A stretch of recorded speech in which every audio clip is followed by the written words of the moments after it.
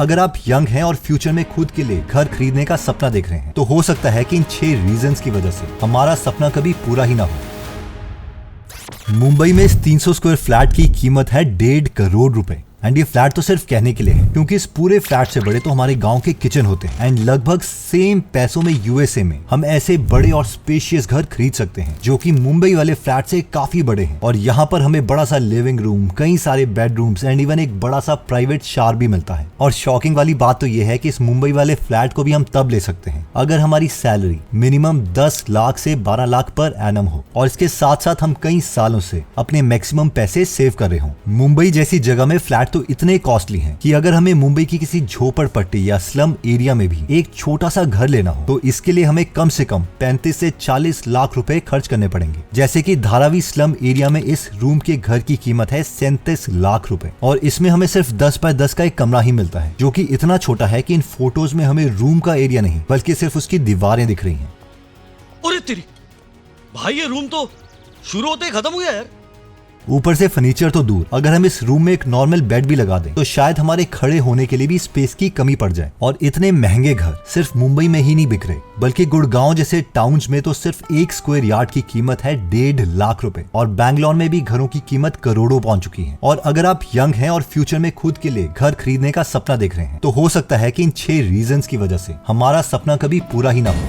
पहला रीजन है unaffordable housing. इसे समझने के लिए इस ग्राफ को देखिए। ये ग्राफ बताता है कि इंडिया के 8 मेजर सिटीज में घरों की डिमांड कितनी है और इसके बदले घरों की एक्चुअल सप्लाई कितनी है। फॉर एग्जाम्पल, अगर आप हाई इनकम ग्रुप की हाउसिंग डिमांड को देखें तो ये ऑलमोस्ट 7 लाख के आसपास आती है एंड इस डिमांड को पूरा करने के लिए सिर्फ 3.5 लाख घर ही बने हैं। ठीक इसी तरह मिडिल इनकम ग्रुप में ऑलमोस्ट 15 लाख घरों की डिमांड के बदले 6.5 लाख घर हैं, यानी ऑलमोस्ट 9 लाख घरों की शॉर्टेज। और लो इनकम ग्रुप में जहां घरों की डिमांड सबसे ज्यादा थी, यानी कि 20 लाख घर, वहीं इसके बदले घरों की सप्लाई सिर्फ 25,000 है, यानी कि इन 20 लाख लोगों में सिर्फ 1% लोगों को ही घर खरीदने का मौका मिलेगा। दरअसल किसी भी चीज की कीमत डिमांड और सप्लाई पर डिपेंड करती है और अगर डिमांड ज्यादा है और सप्लाई कम तो किसी भी पर्टिकुलर चीज की कीमत बढ़ती जाएगी। और शायद इसी डिमांड और सप्लाई में इतना बड़ा गैप होने की वजह से मुंबई जैसी सिटीज में छोटे से छोटे घर भी करोड़ों में बिक रहे हैं। एक रीसेंट रिपोर्ट में ये पाया गया है कि 97% लोग जो कि रेंटेड घरों में रहते हैं वो अपना खुद का घर खरीदना चाहते हैं जो उनके ऑफिस के साथ हो। बट प्रॉब्लम ये आ जाती है कि इनमें से 60% से भी ज्यादा लोगों के घर खरीदने का बजट 25 लाख या उससे भी कम का होता है। और हालांकि हम समझते हैं कि मिडिल क्लास लोगों के लिए 25 लाख एक बहुत बड़ा नंबर है, बट जैसे कि हमने इस वीडियो में देखा, हार्श रियलिटी ये है कि बड़े शहरों में तो 25 लाख रुपए में किसी स्लम एरिया में भी घर नहीं मिलता। अब मान लीजिए कि आपके पास पैसों की कोई कमी नहीं है और आप 3, 4, इवन 5 करोड़ के फ्लैट्स खरीदने के लिए रेडी हैं एंड इतने पैसे देने के बाद भी आपको कुछ इस तरीके का फ्लैट मिलता है। जैसे कि इस वीडियो में जब ये आदमी इस फ्लैट के वॉल पर पंचेस मारता है तो पूरी की पूरी वॉल ऐसे टूट जाती है जैसे कि वो प्लास्टिक की बनी हो। और जब ये लोग वॉल को थोड़ा और तोड़ते हैं तो उन्हें पता चलता है कि पूरी की पूरी वॉल कार्डबोर्ड की बनी है। हम में से कई लोग शायद सोच रहे होंगे कि ये कोई पुराना सा गवर्नमेंट क्वार्टर होगा, बट शॉकिंग बात तो ये है कि ये फ्लैट मुंबई की सबसे पॉश हाउसिंग सोसाइटी में लोकेटेड है और लिटरली कार्डबोर्ड से बने इस फ्लैट की कीमत है 4.5 करोड़ रुपए। और इसके पीछे का रीजन सिर्फ एक है, करप्शन, जिसके चलते कई लोग घर अफोर्ड ही नहीं कर पाते और कुछ लोग जो अपना घर खरीद भी लेते हैं उन्हें ऐसे सब स्टैंडर्ड और बेकार क्वालिटी के फ्लैट्स मिलते हैं। असल में रियलिटी ये है कि इंडिया में रियल एस्टेट सबसे करप्ट सेक्टर्स में से एक है एंड यही वो सेक्टर है जिसमें ब्लैक मनी का इस्तेमाल सबसे ज्यादा होता है। एक सर्वे के अकॉर्डिंग ऑलमोस्ट 44% लोगों ने माना है कि लास्ट 7 सालों में उन्होंने प्रॉपर्टी खरीदने के लिए काफी हद तक कैश का इस्तेमाल किया है और ये कैश कुछ और नहीं बल्कि ब्लैक मनी ही है जिसका इस्तेमाल टैक्स से बचने के लिए किया जाता है। फॉर एग्जाम्पल, मान लीजिए कि हम 50 लाख की एक प्रॉपर्टी खरीदते हैं और अगर हम इसकी पेमेंट चेक या डिमांड ड्राफ्ट से करते हैं तो हमें इस पूरे 50 लाख के ऊपर ही एडिशनल टैक्सेस भरने पड़ेंगे। बट अगर कोई इलीगल तरीके से 50 लाख की वैल्यू को 40 लाख शो करता है एंड बाकी के 10 लाख रुपए वो अपने पास रखे कैश से यानी ब्लैक मनी से पे करता है तो उसे टैक्स सिर्फ 40 लाख रुपए पर ही पे करना पड़ेगा, ना कि 50 लाख के ऊपर। और सिर्फ ब्लैक मनी ही क्यों, रियल एस्टेट और प्रॉपर्टी के मार्केट में तो घूस लेना इतना कॉमन हो गया है कि ऑलमोस्ट हर हफ्ते कोई ना कोई घूस लेता हुआ पकड़ा ही जाता है। जैसे कि ये वीडियो किसी बैंक की नहीं बल्कि तेलंगाना के एक तहसीलदार की है जो बिल्डर से 1 करोड़ की घूस लेते हुए पकड़ा गया है। और ये तो सिर्फ ट्रेलर है। United Nations, FAO and transparency international की एक स्टडी बताती है कि इंडिया में हर साल $700 मिलियन यानी ऑलमोस्ट 6000 करोड़ रुपए ब्राइब यानी घूस में लिए जाते हैं ताकि लैंड रजिस्ट्रेशन, प्रॉपर्टी की valuation and building plans illegal या फिर गलत तरीके से पास हो जाएं। और शायद इसी रीजन से बिल्डर भी घर की कंस्ट्रक्शन के लिए कम पैसे खर्चते हैं, जिसकी वजह से इतने महंगे प्राइस में बिकने के बाद भी कई फ्लैट और हाउसेस की कंस्ट्रक्शन क्वालिटी बिल्कुल ही घटिया और अनसेफ होती है। यहाँ रिस्क ये है कि अगर कोई अर्थक्वेक आ जाए या फिर बिल्डिंग ही कोलैप्स कर जाए तो इसमें हमारी जान भी जा सकती है और इसके बाद हमारी फैमिली की देखरेख करने वाला कोई नहीं बचेगा। अब आते हैं नेक्स्ट पॉइंट में, which is increasing land prices। हम में से ज्यादातर लोग ये सोच रहे होंगे कि इतने महंगे फ्लैट्स खरीदने से अच्छा है क्यों ना कोई हम अच्छे से एरिया में प्लॉट खरीद कर अपना खुद का घर बना ले। बट अगर आप ऐसा सोच रहे हैं तो मेरे पास आपके लिए 2 रीजन आते हैं जिसे जानकर हमें यह पता चल जाएगा कि जितना आसान प्लॉट खरीदना या घर बनाना लगता है उतना आसान ये है नहीं। जैसे कि बैंगलोर सिटी से ऑलमोस्ट 40 किलोमीटर दूर बसे इस एरिया में सिर्फ 3 साल पहले तक यानी कि 2020 में 1 एकड़ के प्लॉट्स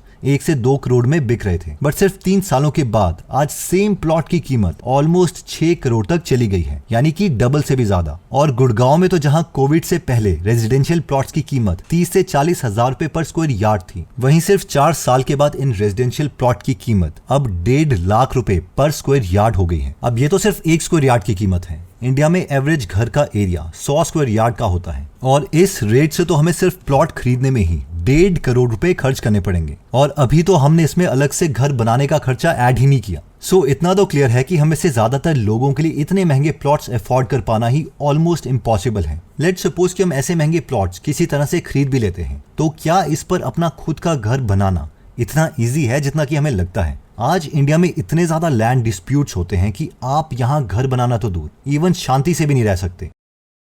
जैसे कि गोवा में ये लोग एक दूसरे को बहुत ही बुरे तरीके से मार पीट रहे हैं और इसका रीजन है land and property dispute. In fact data के अकॉर्डिंग आज हमारे देश में 77 लाख लोग प्रॉपर्टी डिस्प्यूट से अफेक्टेड हैं और इंडिया में 66% सिविल केसेस तो लैंड डिस्प्यूट से ही रिलेटेड हैं, जिनको कोर्ट में सेटल करने में ऑन एन एवरेज 20 साल का टाइम लगता है। हाँ, सिर्फ 20 साल ही। और इसके बाद भी अगर लक अच्छा हो और हम इन सब से बच भी जाएं, तो भी हमारी प्रॉब्लम खत्म नहीं होती। इसका रीजन है कंस्ट्रक्शन कॉस्ट का बढ़ना। जैसे कि अगर हम इस ग्राफ को देखें तो पिछले 30 साल में घर बनाने के लिए लेबर कॉस्ट ऑलमोस्ट 15% से इंक्रीज हो गई है। वहीं कंस्ट्रक्शन मटेरियल्स यानी घर बनाने के लिए सीमेंट, रॉड्स और ब्रिक जैसी जो चीजें लगती हैं उनकी कॉस्ट तो 35% तक बढ़ चुकी है। एंड फॉर दिस रीजन 2019 में जहां पर square feet construction cost 1900 rupees था, वो 2022 में 2300 रुपीज पर स्क्वायर फीट हो चुका है और ये लगातार इंक्रीज हो रहा है। फॉर एग्जाम्पल, अगर हम 3000 स्क्वायर फीट का एक घर बनाते हैं तो इसे बनाने के लिए हमें 2019 के मुकाबले में 12 लाख रुपए एक्स्ट्रा खर्च करने पड़ेंगे और ये प्राइस इंक्रीज हमारे कंट्रोल में नहीं है, ये तो होगा ही होगा। 5th रीजन को समझने के लिए हम 2 सिनेरियोस को इमेजिन करेंगे। पहला सिनेरियो ये है कि हम 1 करोड़ में एक फ्लैट बाय करते हैं और दूसरा सिनेरियो ये है कि हम इसी सेम फ्लैट को रेंट पर लेते हैं। अगर हम 1 करोड़ वाले फ्लैट को डायरेक्टली बाय करते हैं और इसके लिए 20 साल का एक होम लोन लेते हैं तो हमारी मंथली कॉस्ट EMI ऑलमोस्ट 88,000 की होगी और इस 1 करोड़ के लोन के बदले हमें 1 करोड़ 12 लाख रुपए इंटरेस्ट एक्स्ट्रा देना पड़ेगा। इसमें एक प्रॉब्लम ये भी है कि बैंक लोन हमारे घर की पूरी कॉस्ट को कवर नहीं करेगा और घर की कॉस्ट का कुछ हिस्सा हमें खुद की जेब से ही डाउन पेमेंट देना होगा। जैसे कि 1 करोड़ के घर के लिए हमें बैंक 70 या 80 लाख रुपए का लोन ही देगा, बाकी के 20 से 30 लाख रुपए हमें खुद से डाउन पेमेंट के तौर पर देने होंगे और इसके साथ ही हमें इंटीरियर्स और प्रॉपर्टी टैक्सेस का खर्चा भी उठाना होगा, जो कि काफी ज्यादा है। And on the other side, Mumbai जैसी सिटीज में अगर हम इस सेम 1 करोड़ के फ्लैट को रेंट पर लेते हैं तो इसका एवरेज रेंट 25 से 30 हजार तक ही आएगा, यानी EMI से ऑलमोस्ट 60,000 रुपए कम। एंड भले ही रेंट हर साल ऑन एन एवरेज 5 या 6% के रेट से इंक्रीज होता है, बट फिर भी हम फायदे में ही रहते हैं क्योंकि रेंटेड हाउस में हमें रिपेयरिंग की कॉस्ट की टेंशन नहीं होती एंड इसका खर्चा लैंडलॉर्ड ही उठाते हैं। इसके साथ ही हम कोई भी प्रॉब्लम्स आने पर अपना रेंटेड घर छोड़ सकते हैं और कभी भी दूसरे अच्छे घर में शिफ्ट हो सकते हैं। सो अगर मैं आपसे पूछूं कि आप कौन सा ऑप्शन चूज करेंगे, बाय या फिर रेंट, तो शायद हम में से ज्यादातर लोग EMI का बर्डन उठाने के बजाय रेंट पर ही घर लेना पसंद करेंगे। और अगर फिर भी हम लोन लेकर घर लेना भी चाहते हैं तो इसके लिए काफी प्रॉब्लम्स फेस करनी पड़ती है। जैसे कि अगर हम 2020 से लेकर 2023 तक के इस डेटा को देखें तो हर एक मेजर सिटी में घर के प्राइसेस लगातार बढ़ते चले जा रहे हैं एंड फॉर दिस रीजन मार्च 2015 में जहां मुंबई में एक घर की कीमत हमारे एवरेज मंथली इनकम से 64 टाइम ज्यादा थी, वहीं 2019 आते आते इसकी कॉस्ट हमारी मंथली इनकम से ऑलमोस्ट 75 टाइम्स हो गई। और ये सारा व्हाइट मनी वाला इंक्रीमेंट है। ब्लैक मनी वाला हिस्सा कितना इंक्रीज हुआ ये तो किसी को पता ही नहीं है। आरबीआई अपनी एक रिपोर्ट में बताता है कि आज ज्यादातर इंडियंस के लिए अपना खुद का घर लेना बहुत मुश्किल होता जा रहा है। और एक तरफ जहां होम लोन और ईएमआई का अमाउंट लगातार इंक्रीज हो रहा है, वहीं इसके मुकाबले हमारी इनकम उतनी नहीं इंक्रीज हो रही है। फॉर एग्जाम्पल मुंबई में 2020 में जहां पर लोग अपनी सैलरी का 50% हिस्सा सिर्फ ईएमआई पे करने में खर्च करते थे, वहीं सिर्फ 2 साल के बाद यानी 2022 में लोग अपनी सैलरी का 60% हिस्सा ईएमआई पे करने में यूज कर रहे हैं, यानी 10% का इंक्रीज। ये एक मिडिल क्लास इंडिया के लिए सबसे ज्यादा फ्रस्ट्रेटिंग एस्पेक्ट है। इसे हम एक एग्जांपल से समझते हैं। इमेजिन कीजिए आप 1 करोड़ में एक घर खरीदते हैं और इसके लिए बैंक ने आपको लोन भी दे दिया है, बट जब आप पैसा लेके डील को साइन करने जाते हैं तो आपको पता चलता है कि इस घर की एक्चुअल कॉस्ट 1 करोड़ नहीं बल्कि 1 करोड़ 15 लाख रुपए है। ऐसा इसीलिए क्योंकि प्रॉपर्टी लेते वक्त हम 5 से 7% की स्टैंप ड्यूटी, रजिस्ट्रेशन चार्जेस, 2 से 3% ब्रोकरेज चार्जेस और इवन 5% जीएसटी अलग से पे करना पड़ता है, यानी ऑलमोस्ट 15 लाख रुपए एक्स्ट्रा। और इस एक्स्ट्रा 15 लाख रुपए के लिए बैंक अलग से लोन नहीं देता और ये पैसे हमें खुद की जेब से भरने पड़ते हैं। सिर्फ स्टैंप ड्यूटी से ही गवर्नमेंट हर साल हजारों करोड़ों रुपए अर्न करती है और शायद इसीलिए ऐसे टैक्सेस कभी कम होते ही नहीं। और जैसे कि मैंने शुरू में बताया था कि इन टैक्सेस से बचने के लिए करप्ट लोग तो ब्लैक मनी या फिर घूस का इस्तेमाल करते हैं, बट हमारे जैसे नॉर्मल मिडिल क्लास लोगों के पास ही एक्स्ट्रा टैक्सेस देने के अलावा कोई और ऑप्शन बचता ही नहीं है और ये एक बहुत ही बड़ी प्रॉब्लम है। इन कंक्लूजन आज हमने इस वीडियो में 6 रीजंस को जाना जिसके चलते शायद फ्यूचर में हमारे लिए खुद का घर लेना ऑलमोस्ट इम्पॉसिबल होने वाला है। और अगर आप मेरी ओपिनियन माने तो ऑनेस्टली मुझे तो ये लगता है कि हम में से ज्यादातर लोग इसमें कुछ कर ही नहीं सकते। ऐसा इसलिए है क्योंकि प्रॉपर्टी के रेट्स का बढ़ना, इस पे टैक्सेस लगना या फिर करप्शन का इंक्रीज होना हमारे कंट्रोल में नहीं है। और मेरे इस वीडियो बनाने का रीजन सिर्फ एक ही है कि हम में से ज्यादातर लोगों की नॉलेज इंक्रीज हो सके, वो ये पहले से जान पाए कि घर खरीदना या बनाना इतना इजी नहीं है जितना कि हमें लगता है। और अगर हम घर बना भी लेते हैं तो हमें वो सारी प्रॉब्लम्स और एक्स्ट्रा खर्चों के बारे में पहले से पता होना चाहिए और इसीलिए इस वीडियो को हमने बनाया था। दोस्तों ये वीडियो अपने फैमिली मेंबर के साथ जरूर शेयर करें, स्पेशली व्हाट्सएप ग्रुप में जहां पर हमारे फैमिली या फ्रेंड्स हैं, ताकि उन्हें भी इन सारी बातों के बारे में पता चल सके। एनीवेज दोस्तों, अगर आप ऐसी नॉलेजेबल वीडियोस मिस नहीं करना चाहते तो सब्सक्राइब करने के बाद बेल का बटन दबाना मत भूलिएगा। आप कमेंट करके ये भी बता सकते हैं कि आप नेक्स्ट वीडियो किस टॉपिक पर चाहते हैं। जल्दी हम आपसे दोबारा मिलेंगे। जय हिंद। YouTube सब्सक्राइबर्स हैं, उन्हें ये नहीं पता कि हम YouTube में एक प्रीमियम मेंबरशिप प्रोवाइड करते हैं।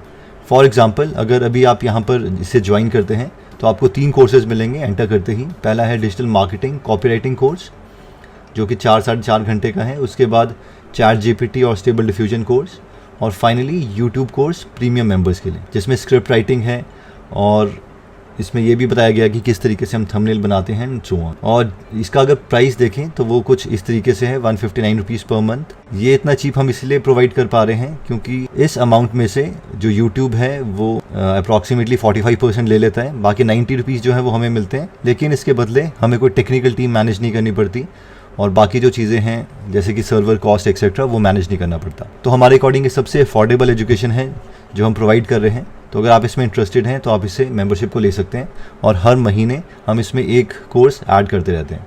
Thank you so much.